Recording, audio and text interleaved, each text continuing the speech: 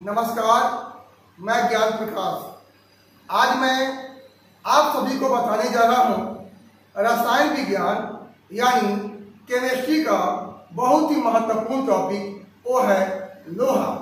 तो आज मैं लोहा यानी आयरन के विषय में चर्चा करूँगा और वही चर्चा करूँगा जो आप सभी के परीक्षाओं के लिए क्या जी उपयोगी है।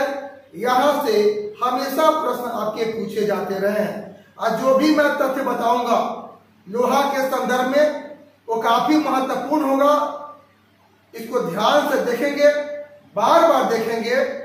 आप मेरे चैनल को पहली बार देख रहे हैं, इसे सब्सक्राइब जरूर कर लेंगे, बेल आइकन को प्रेस कर लेंगे ताकि सभी वीडियो आपको समय समय पर मिलते रहे। आइए चलते हैं। लोहा आयरन कहते हैं। लोहा का परमाणु संख्या जो होता है ये 26 होता है। लोहा एक सक्रिय धातु है। लोहा एक संक्रमण क्या धातु है। लोहे की खोज 1000 ईस्वी पूर्व में उत्तर वैदिक काल में हुई थी। लोहा कई प्रकार के होते हैं। लोहा का सबसे शुद्ध रूप जो होता है वो पिटवा लोहा होता है और लोहा का सबसे घटिया लोहा जो होता है, सबसे घटिया जो लोहा होता है वो ढलवा लोहा होता है। आइए अब चलते हैं लोहा के विषय में, वो सारी जानकारी प्राप्त कर लें जो आपके परीक्षाओं के लिए उपयोगी है। आइए मेरे साथ बोर्ड पर। यह आपका लोहा है। लोहा को आयरन कहा जाता है। लोहा का संकेत क्या है? Fe होता है और लोहा का परमाणु जो संख्या होता है वो 26 होता है। लोहा क्या है? लोहा एक संक्रमण क्या धातु है। लोहा एक संक्रमण क्या धातु है और लोहे की खोज 1000 ईस्वी पूर्व यानी उत्तर वैदिक काल में हुआ। लोहे का खोज 1000 ईस्वी पूर्व यानी उत्तर वैदिक काल में हुआ। और पहला धातु कौन है जो खोजा गया? तो पहला धातु कौन है? तांबा है जो खोजा गया। और लोहे की खोज 1000 ईस्वी पूर्व यानी उत्तर वैदिक काल में हुआ था। लोहा जो है, लोहा ये आवर्त सारणी में 8वें वर्ग एवं ये चतुर्थ आवर्त का तत्व है। लोहा जो है ये आवर्त सारणी में ये 8वें वर्ग का तत्व है, जबकि आवर्त में ये चौथे आवर्त का क्या है तत्व है। लोहा एक सक्रिय क्या है धातु है। और लोहा का जो लोहा मुख्य रूप से किस रूप में पाया जाता है? तो लोहा जो है ये मुख्य रूप से ऑक्साइड, कार्बोनेट एवं सल्फाइड के यौगिक के रूप में पाया जाता है। लोहा मुख्य रूप से ऑक्साइड, कार्बोनेट एवं सल्फाइड के यौगिक के रूप में पाया जाता है। पृथ्वी पर दूसरा सर्वाधिक धातु लोहा पाया जाता है, जबकि पृथ्वी पर सबसे ज्यादा धातु कौन पाया जाता है? तो पृथ्वी पर सबसे ज्यादा धातु एल्युमिनियम पाया जाता है। और एल्युमिनियम के बाद लोहा दूसरा धातु है जो सर्वाधिक मात्रा में पाया जाता है। आप यहाँ से नोट कर सकते हैं, पृथ्वी पर जो है, पृथ्वी पर दूसरा सर्वाधिक धातु कौन? लोहा पाया जाता है। पृथ्वी पर सर्वाधिक धातु कौन जी? एल्युमिनियम आपको पाया जाता है। अब आइए, लोहा का प्रमुख कौन कौन से अयस्क होते हैं जो हमेशा परीक्षाओं में पूछा जाता है। तो आइए अब हम जानेंगे लोहा के प्रमुख क्या है अयस्क। तो लोहा के प्रमुख जो है अयस्क कौन है? हेमेटाइट है, मैग्नेटाइट है, सीडेराइट है और लियोनाइट है। हेमेटाइट है, मैग्नेटाइट है, सीडेराइट है और लियोनाइट है। ये लोहा के प्रमुख क्या अयस्क है। और लोहा जो है, लोहा का घनत्व कितना होता है? तो लोहा का जो घनत्व होता है वह 7.86 ग्राम पर सीसी होता है। लोहा का जो घनत्व होता है वह 7.86 ग्राम पर आपको सीसी होता है। और लोहा जो होता है एक आघात वर्धनीय क्या धातु है। आघात वर्धनीय का तात्पर्य है इसको पीट करके फैलाया जा सकता है। याद हुआ?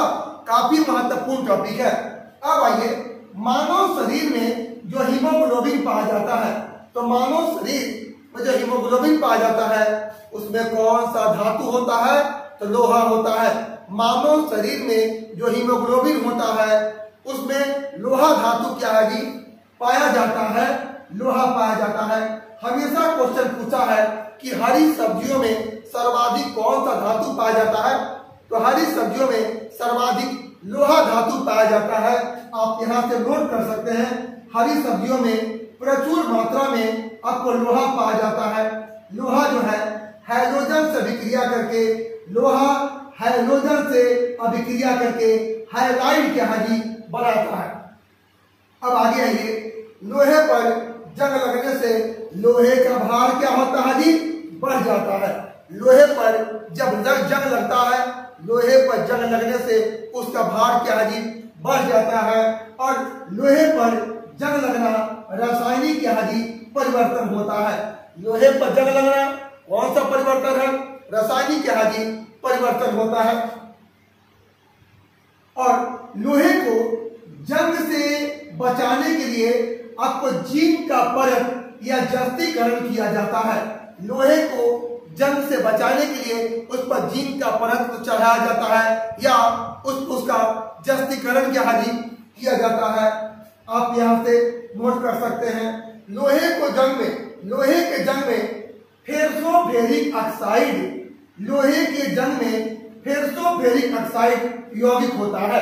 काफी महत्वपूर्ण है। लोहे के जंग में कौन सा यौगिक होता है? तो फेरसोफेरिक ऑक्साइड यौगिक होता है। और लोहे में जंग लगना ऑक्सीकरण कौन है? क्रिया है। लोहे में जंग लगना ऑक्सीकरण क्या है? क्रिया है। और लोहे का चुंबकीय अयस्क कौन होता है? तो लोहे का चुंबकीय अयस्क क्या है जी? मैग्नेटाइट है। लोहे का चुंबकीय अयस्क कौन है? मैग्नेटाइट है। लोहे में जंग लगना ऑक्सीकरण होता है। लोहे में जंग लगना रासायनिक परिवर्तन होता है। और लोहे को जंग से बचाने के लिए जिंक की परत या जस्तीकरण किया जाता है। और लोहे में जंग लगने से उसका भार क्या है? बढ़ जाता है। मानव शरीर में जो हीमोग्लोबिन पाया जाता है उसमें लोहा धातु होता है। और हरी सब्जियों में प्रचुर मात्रा में लोहा धातु पाया जाता है। लोहा एक आघातवर्ध क्या है? धातु है। और लोहा का जो घनत्व होता है वो 7.86 ग्राम पर सीसी होता है।